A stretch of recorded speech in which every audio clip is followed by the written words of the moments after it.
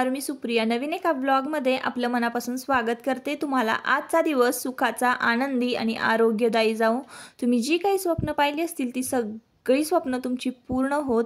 त्याचबरोबर शुभ संध्याकाळ सर्वांना। संध्याकाळची वेळ आहे आणि आजचा वार आहे शनिवार। आजचं टायमिंग आत्ताचं बघा 4:30च्या आसपासचं, 4च्या आसपासचं हे टायमिंग आहे। आणि इकडं बघा मी गोणीतून अननस काढते। तर तुमच्या दादांना ना एका शेतकरी मित्रांनी हे अननस दिलेले आहेत आणि खूप सारे अननस दिले होते ताईंनो। मग ह्याला दे त्याला दे असं करून सगळ्यांना मी हे अननस वाटले आणि वाटून जे काही अननस राहिलेले आहेत तर म्हटलं ते खराब व्हायला नको। कसं आहे ना, आपण जेव्हा भाजीपाला किंवा फळबिळ आणतो मग ते पिशवी ह्या कोपऱ्यामध्ये त्या कोपऱ्यामध्ये अशीच पडून असते आणि आपण लवकर लक्ष नाही दिलं ना की ती सडून जाते। म्हणूनच म्हटलं असं व्हायला नको, हे सगळे अननस जे आहेत ते सडून जायला नको। फुकट जरी मिळालेले असले तरी त्याची किंमत केलीच पाहिजे ताईंनो। कारण आपण जेव्हा विकत आणायला ह्या गोष्टी जातो ना तेव्हा आपल्याला त्याची किंमत कळत असते, पण फुकट मिळालेल्या गोष्टींची किंमत कळत नाही, तर ती करायला पाहिजे खरंच आपण। म्हणून मग म्हटलं हे असंच सडवून घालायला नको, तर त्याचं काहीतरी केलं पाहिजे। म्हणून मी ना त्याचे शेंडे जे आहेत ना वरचे ते काढून घेतलेले आहेत आणि ते कट करून ना पाण्यामध्ये ठेवून देणार आहे। आता आपण अननस जर विकत घ्यायला गेलो तर तुम्हाला माहिती आहे का 60 रुपये 65 रुपये किंमत चाललेली आहे एका अननसची। आणि तेही कट करून देतात ना आपल्याला तर बुडका मिळत नाही। आणि हा बुडका मिळालेला आहे ना, म्हणजे बुडका म्हणजे वरचा शेंडा बरं का। तर ह्या शेंड्याचे ना समजून घ्या जरा। तर ह्या शेंड्याचं ना काय करणार आहे मी, हे शेंडे मी आता कुंडीत लावणार आहे जेणेकरून त्याला सुद्धा एक छानसा असा अननस यावं।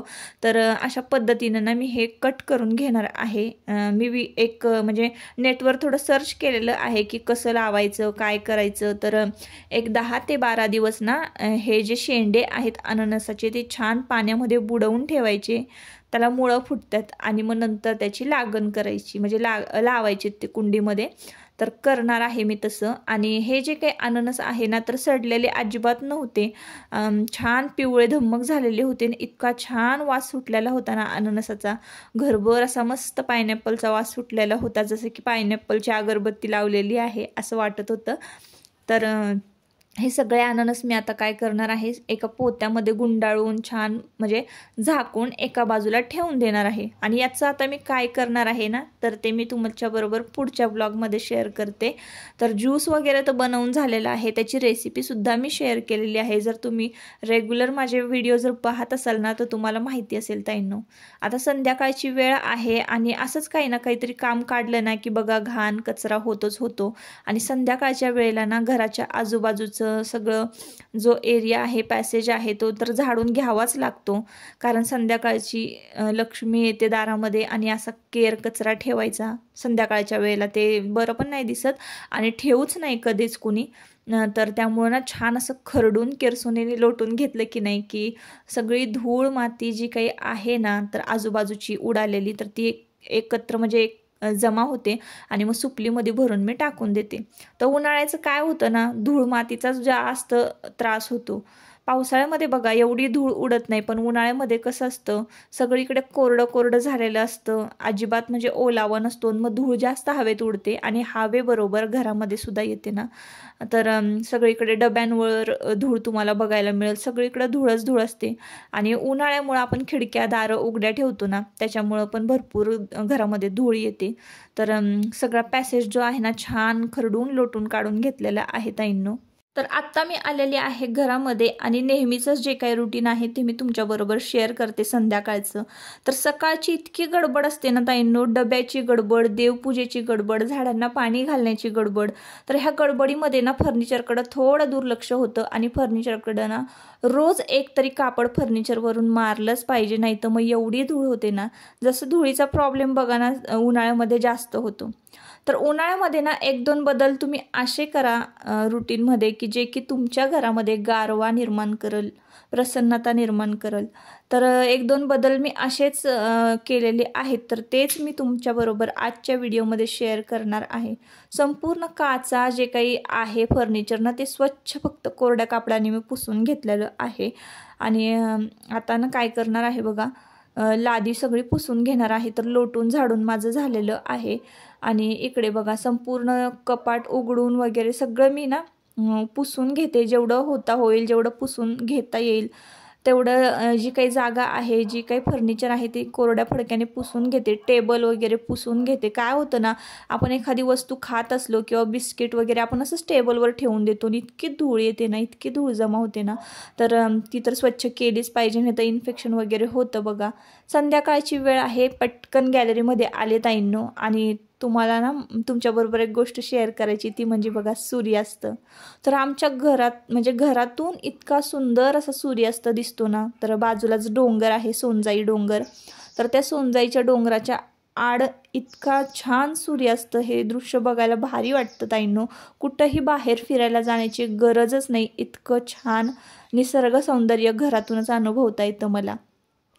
तर कुठले कुठले बदल आपल्याला उन्हाळ्याच्या दिवसामध्ये करायचे आहेत, तर तेच मी तुमच्याबरोबर शेअर करते बघा. आत्ता पहिली टिप म्हणजे बघा, आपण जेव्हा कपडे धुतो ना, तेव्हा भर उन्हामध्ये कपडे कधीही वाळत घालू नका. भर उन्हामध्ये कपडे वाळत घातले ना, तर कपड्यांचा कलर जातोच जातो. त्याच्याबरोबर कपडे म्हणजे एकदम असे गरम होतात बघा.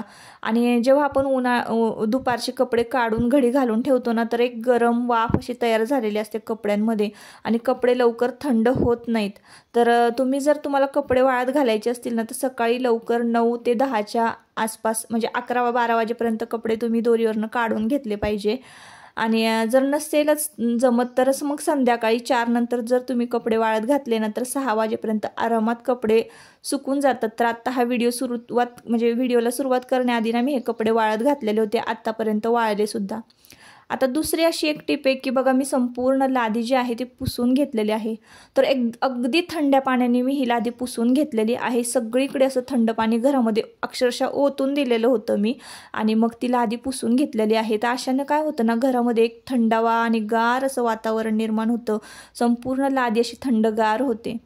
तर मी तुम्हाला हे घरातून जे दृश्य दाखवते ना, म्हणजे हॉलचा हा दरवाजा आहे आणि तिथून समोरून बघा गाई म्हशी संध्याकाळची वेळ झालेली आहे आणि घराकडे निघालेल्या होत्या. तर तेच मी तुम्हाला दाखवत होते की इतकं सुंदर छान असं तोरण पण तुम्हाला हलताना दिसलं असणार आहे. तर इतकं छान वारं सुटलेलं होतं. तर ह्या 2 गोष्टी तुम्ही लक्षात ठेवा की कपडे आपल्याला सकाळी किंवा संध्याकाळीच वाळत घालायचे आहे, भर उन्हामध्ये वाळत नाही घालायचे. आणि संध्याकाळच्या वेळेला ना लादी थंडगार पाण्याने पुसून घ्यायची, म्हणजे थंडावा घरामध्ये निर्माण होतो. आणि मग फॅन जरी नाही ना लावला तरी तुम्हाला थंडगार असं वातावरण बघा, घरामध्ये थंडावा भरपूर वाढतो. आता तिसरी गोष्ट म्हणजे बघा, अंगणामध्ये मी सडा मारलेला तुम्हाला दिसत असेल, तर संध्याकाळच्या वेळेला ना अंगणामध्ये अवश्य सडा मारा उन्हाळ्याच्या दिवसामध्ये. तर आपण एक टाईमच सडा मारतो बघा, सकाळी सकाळी. तर सकाळी तर मारायचं, पण संध्याकाळी सडा मारायला असा फारसा काही वेळ लागत नाही. एक 4 ते 5 मिनटं खूप झालेत अंगणामध्ये सडा मारायला. तर सडा मारल्याने काय होतं ना, संध्याकाळच्या वेळेला इतकं छान असं वारं सुटतं आणि ते वारं आपल्या घरामध्ये जेव्हा येतं ना, तेव्हा एकदम असं थंडगार होऊन येतं. जमीन दिवसभर तापलेली असते आणि आपण ज्या वेळेला सडा मारतो त्यावेळेला एकदम थंडगार असं वातावरण निर्माण होतं ना, आणि जो काही मातीचा सुगंध जो आहे ना, तो इतका भारी येतो ना ताईंनो. तर जेवढी जागा असेल आसपास आपल्या आजूबाजूला घराच्या, तर अवश्य सडा मारा संध्याकाळच्या वेळेला उन्हाळ्यामध्ये. तर हे 2-3 बदल जर तुम्ही करून घेतले ना, तर तुमच्या घरामध्ये जास्तीत जास्त थंडावा निर्माण होईल आणि त्यानंतर मग वातावरणही छान प्रसन्न राहील. तर संध्याकाळची वेळ आहे बघा, मी इकडे तुम्हाला दाखवते. तर अंगणामध्ये बघा छान असा दाट, म्हणजे लवकर वाळणार नाही असा दाट सडा मारून घेतलेला आहे. चांगलं 2-3 बादल्या पाणी घेऊन छान दाट असा सडा मारून घेतलेला आहे. लांबपर्यंत सडा मारलेला आहे. आणि घरामध्ये बघा आत्ताच सूर्य मावळलेला आहे आणि छोट्या छोट्या लाईटी घरामध्ये चालू झालेल्या आहेत. म्हणजे पुढच्या घरामध्ये पुढच्या परिसरातलं मी तुम्हाला दाखवते इकडचं वातावरण. तर इतकं सुंदर आणि निसर्गरम्य वातावरण आहे ना, तर घरामध्ये जावंसंच वाटत नाही. तर बघा इकडे छोट्या छोट्या लाईटी लागलेल्या आहेत. तर असो, आता तुम्हाला मी ना आपलं घर दाखवते अंगणातून कसं दिसतं. तर बघा इकडं आपण वरती दुसऱ्या मजल्यावर राहतो आणि तुळशीला दिवा लावण्यासाठी मी इथं खाली येते. आपलं हे खाली पण 2 BHK आहे. तिथं माल असतो दादांचा, जसं की मी तुम्हाला सांगितलं कोल्ड्रिंक्स वगैरे. आणि छोटीशी तुळस बघा मी इथं एका बाजूला लावलेली आहे. तर रोज सकाळी संध्याकाळी ना मी तुळशीला दिवा लावते ना आणि अंगणामध्ये सडा मारते संध्याकाळच्या वेळेला. त्यामुळं ना वातावरण घरातलं सुद्धा आणि बाहेरचं सुद्धा एकदम थंडगार होऊन जातं. तर कालच बघा मी जिना धुवून काढलेला आहे. जिना किती स्वच्छ झालेला आहे एकदम,